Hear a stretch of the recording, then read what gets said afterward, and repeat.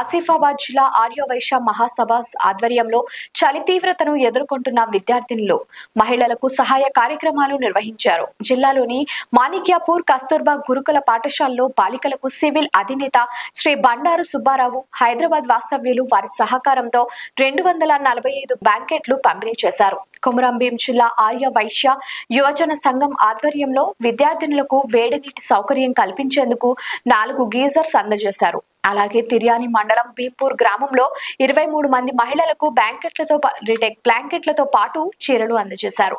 ఈ కార్యక్రమంలో జిల్లా ఆర్యవైశ్య మహాసభ అధ్యక్షులు రాచకొండ నాగేశ్వరరావు మరియు యువజన సంఘం సభ్యులు పాల్గొన్నారు.